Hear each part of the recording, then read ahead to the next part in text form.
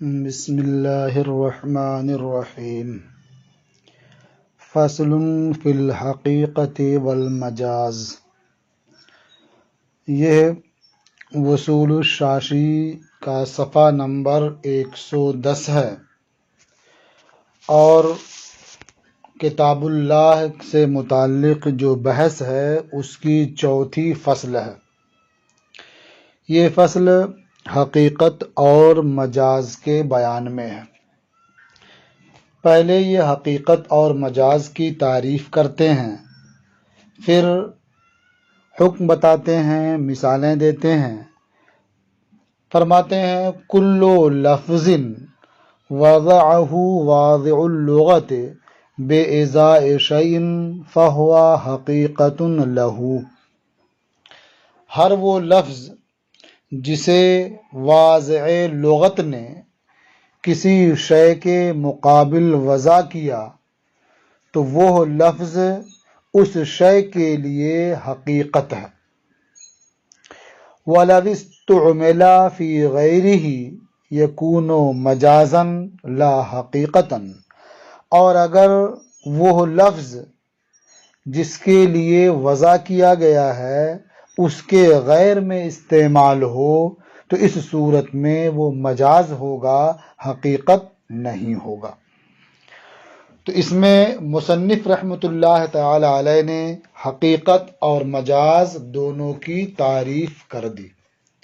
مختصر لفظوں میں آپ یوں کہہ سکتے ہیں کہ کوئی بھی لفظ اگر اپنے معنی موضوع لہو میں استعمال ہو تو وہ حقیقت ہے، اور اگر لفظ اپنے معنی موضوع لہو کے غیر میں استعمال ہو تو وہ مجاز ہے۔ اب یہ ہے کہ وضع جو ہوتی ہے، واضع لغت کسی لفظ کو کسی معنی کے لیے وضع کرتا ہے تو اسے وضع لغوی کہتے ہیں، اور شریعت اگر اس لفظ کو کسی خاص معنی کے لیے وضع کرتی ہے، مانتی ہے، تو اسے وضع شرعی کہتے ہیں۔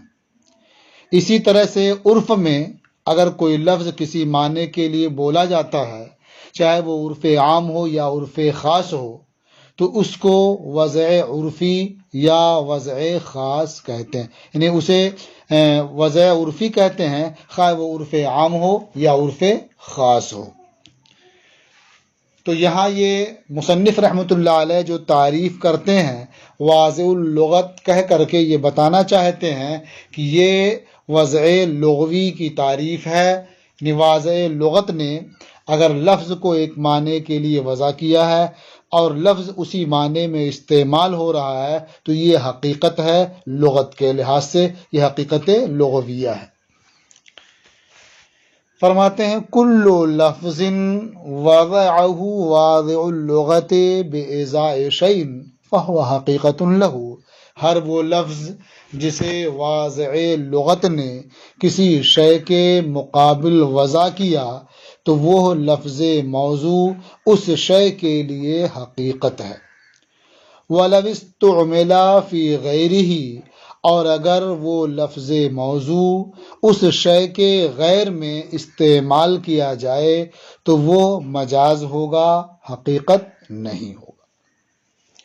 جیسے ایک مثال ہم دے دیں کہ اسد کا ایک معنی ہے جسے وضع کیا گیا ہے، وہ ہے پھاڑنے والا جانور، درندہ جسے کہتے ہیں۔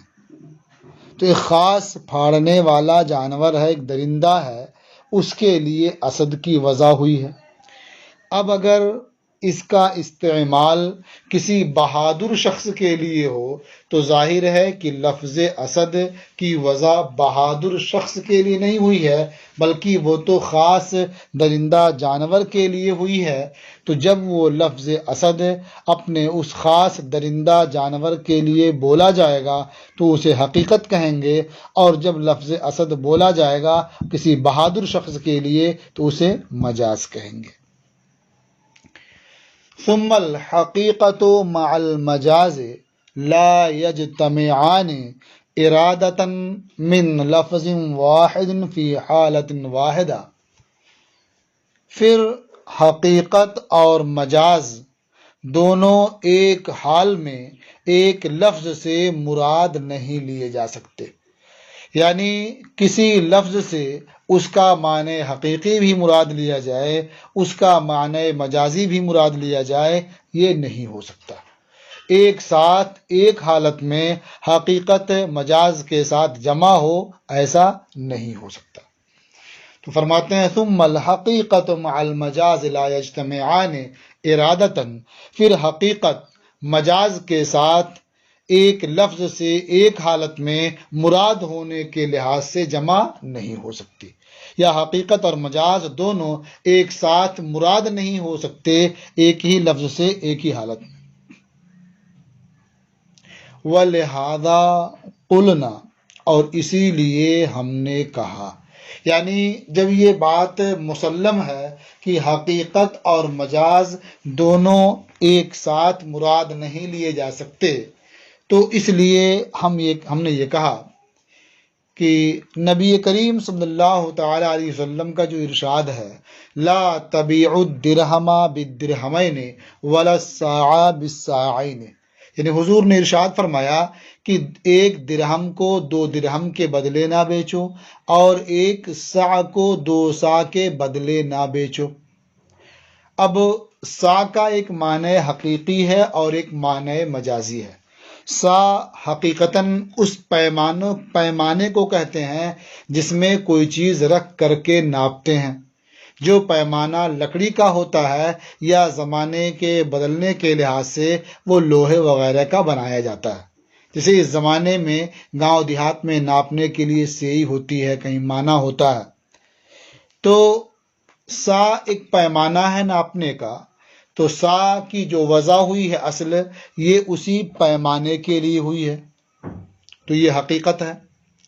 اور مجازن سا اسے بھی کہتے ہیں جو چیز اس پیمانے کے اندر آتی ہے۔ مثلا اس پیمانے میں گیہوں بھر دیا تو الگ رکھ دیا، پھر تو کہتے ہیں 1 سا ہے یہ۔ تو سا جو پیمانے میں آئے سمائے اسے بھی کہتے ہیں، اور خاص پیمانے کو بھی سا کہتے ہیں۔ بس خاص پیمانے کو سا کہنا یہ حقیقت ہے، اور جو چیز اس میں سمائے اسے سا کہنا یہ مجاز ہے۔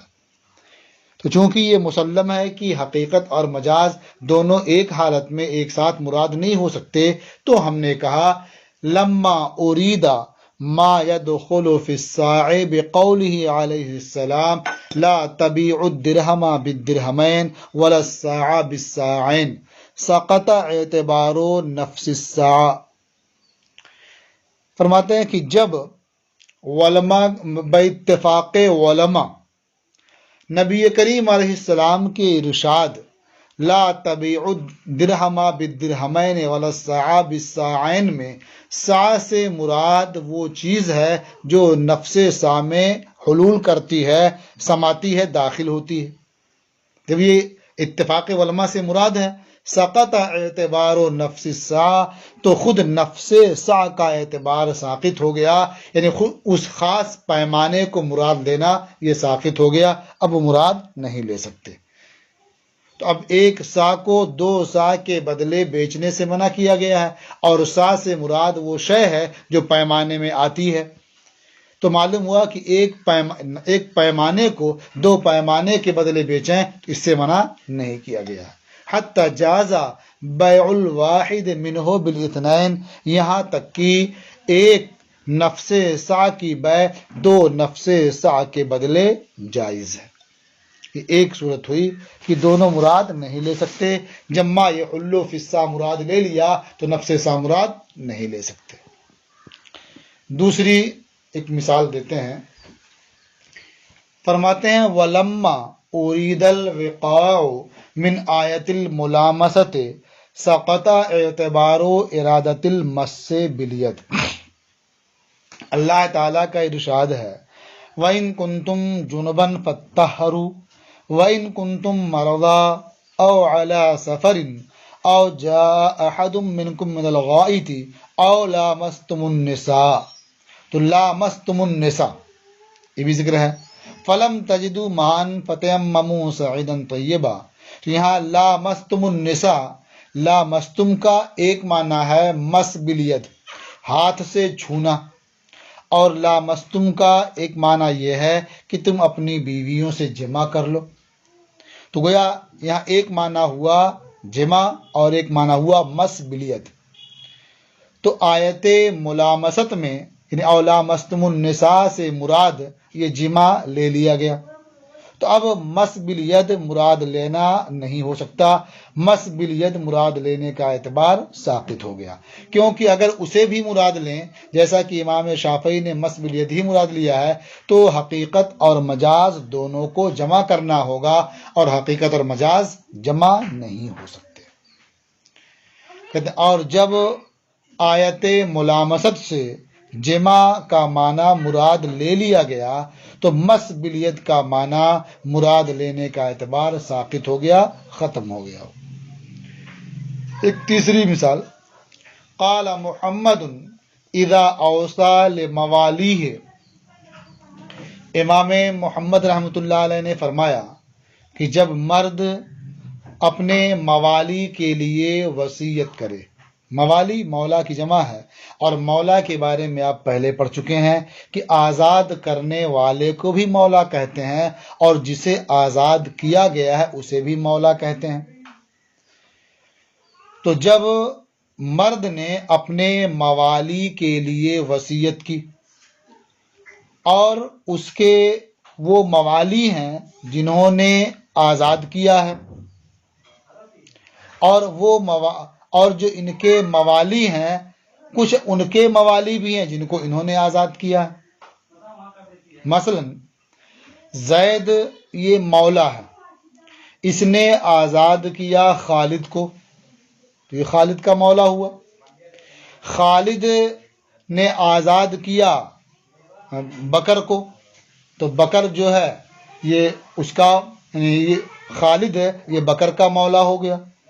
تو اس طرح اگر کئی لوگوں کو آزاد کیا تو جس کو آزاد کیا انہوں نے کئی لوگوں کو آزاد کیا، تو یہ سب یہ جو اوپر آزاد کرنے والا ہے اس کے موالی کہلائیں گے، لیکن جن کو اس نے خود آزاد کیا ہے وہ موالی حقیقتاً، اور انہوں نے جن کو آزاد کیا ہے وہ بھی ان کے موالی ہوئے لیکن مجازاً۔ تو امام محمد رحمۃ اللہ علیہ نے فرمایا کہ جب مرد اپنے موالی کے لیے وصیت کرے وَلَهُ مَوَالٍ أَعْتَقَهُمْ، اور وصیت کرنے والے کے لیے کچھ ایسے موالی ہیں جنہیں وصیت کرنے والے نے آزاد کیا ہے، وَلِمَوَالِيهِ مَوَالٍ، اور وصیت کرنے والے کے جو موالی ہیں ان کے بھی کچھ موالی ہیں جنہیں انہیں موالیوں نے آزاد کیا ہے۔ کانت الوصیۃ لموالیہ دونا موالی موالیہ، تو یہ وصیت نافذ ہوگی، جاری ہوگی وصیت کرنے والے کے موالی کے لیے، نہ کہ موالی کے موالی کے لیے، یعنی جنہیں وصیت کرنے والے نے خود آزاد کیا ہے ان کے حق میں وصیت نافذ ہوگی، اور ان آزاد ہونے والوں نے جنہیں آزاد کیا ہے وہ اگرچہ اس کے موالی ہیں وصیت کرنے والے کے، لیکن ان کے لیے وصیت نہیں ہوگی کیونکہ وہ بالواسطہ ہیں، وہ مجازاً اس کے موالی ہیں۔ ایک چوتھی مثال، وفی السیر الکبیر، اور امام محمد رحمۃ اللہ علیہ کی تصنیفات میں مؤلفات میں ایک کتاب سیر کبیر ہے، اس میں انہوں نے لکھا لو استأمن اہل الحرب علی آبائہم لا تدخل الاجداد فی الامان، اگر اہل حرب نے اپنے آبا کے لیے امان طلب کی، تو گویا اس کو اور اختصار سے یہ کہہ سکتے ہیں کسی شخص نے اپنے باپ کے لیے امان طلب کی تو اس امان میں دادا داخل نہیں ہوگا۔ کیوں؟ اس لیے کہ دادا اگرچہ اب میں مجازن آ جاتا ہے لیکن حقیقتاً اب یہ جو باپ ہے وہ ہے، اور دادا حقیقت میں اب نہیں بلکہ وہ جد ہے، تو اسے اب کہنا یہ مجازن ہے۔ تو اگر کسی نے اپنے اب کے لیے امان طلب کی تو اس میں جد شامل نہیں ہوگا۔ تو اسی طرح سے بہت سے لوگوں نے اہل حرب نے اپنے آبا کے لیے امان طلب کی تو ان کے اجداد اس امان میں داخل نہیں ہوں گے۔ کیونکہ اگر آبا بھی داخل ہوں، اجداد بھی داخل ہوں تو حقیقت اور مجاز کا جمع کرنا ہوگا. لو استأمنا اہل الحرب علی آبائہم، اگر اہل حرب نے اپنے آبا کے لیے امان مانگی، لا تدخل الاجداد فی الامان، تو اجداد یہ امان میں داخل نہیں ہوں گے. وَلَوْ اسْتَأْمَنُوا عَلَىٰ أُمَّهَاتِهِمْ لَا يَثْبُتُ الْأَمَانُ فِي حَقِّ الْجَدَّاتِ. اسی طرح سے کسی نے اگر اپنی ماں کے لیے امان طلب کی تو دادی اس میں داخل نہیں ہوگی، اور بہت سے لوگوں نے اپنی اپنی ماں کے لیے امان طلب کیا تو ان کی دادیاں شامل نہیں ہوں گی. تو اگر اہل حرب نے اپنے امہات کے لیے امان طلب کی تو جدات کے حق میں امان کا ثبوت نہیں ہوگا.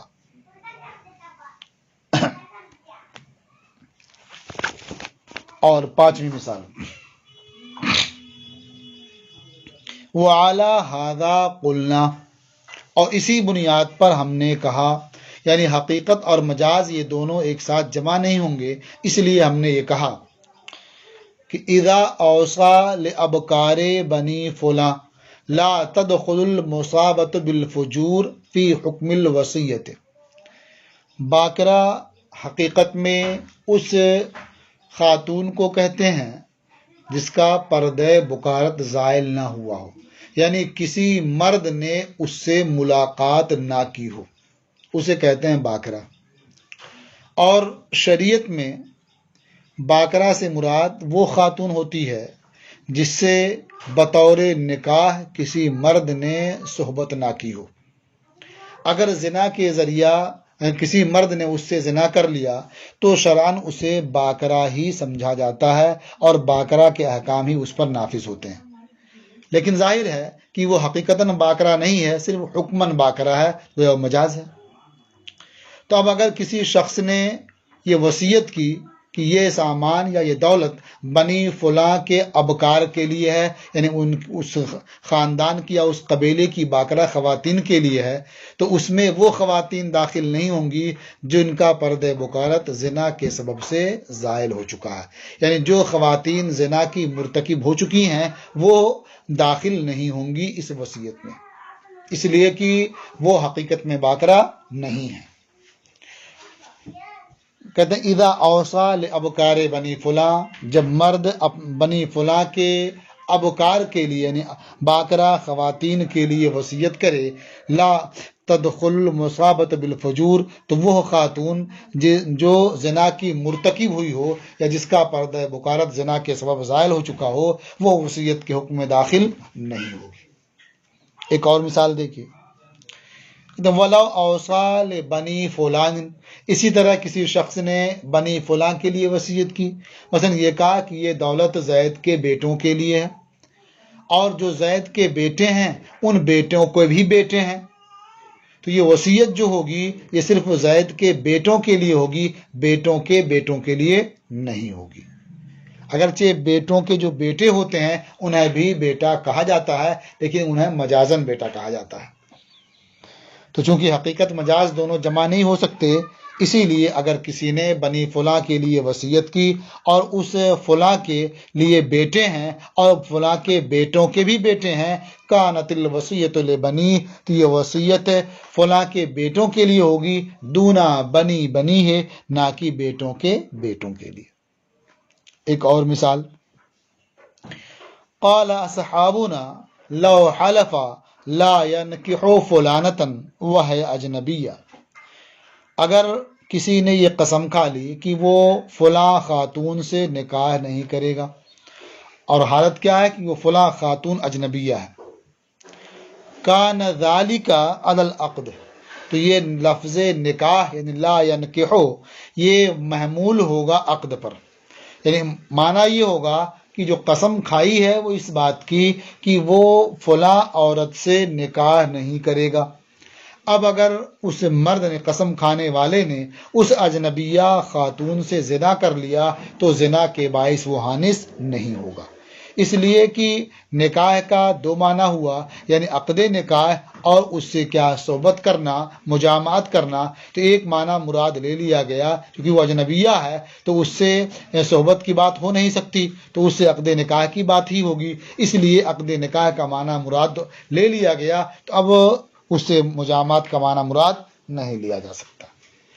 تو اگر قسم کھا لی کہ فلاں خاتون سے وہ نکاح نہیں کرے گا اور وہ فلاں خاتون اجنبیہ ہے، تو سمجھ میں آیا کہ قسم کھانے کا مطلب یہ کہ اس سے نکاح یعنی عقد نکاح نہیں کرے گا، لہذا لا ينکحو یہ واقع ہوگا عقد نکاح پر۔ حتی لو زنا بہا لا یحنسو، یہاں تک کہ اگر قسم کھانے والے نے اس خاتون سے زنا کر لیا تو وہ حانس نہیں ہوگا، اس لیے کہ نکاح سے وطی کا معنی مراد نہیں ہے۔ اب اس کے بعد مصنف رحمۃ اللہ تعالی علیہ اس ضابطے پر کچھ اعتراضات پیش کرتے ہیں، پھر ان کے جوابات بھی دیتے ہیں۔ تو آپ حضرات پہلے اس بات کو بخوبی سمجھ لیں، مثالوں کو ذہن نشین کر لیں، اس کے بعد یہ اعتراضات اور جوابات انشاءاللہ کل سماعت فرمائیں گے۔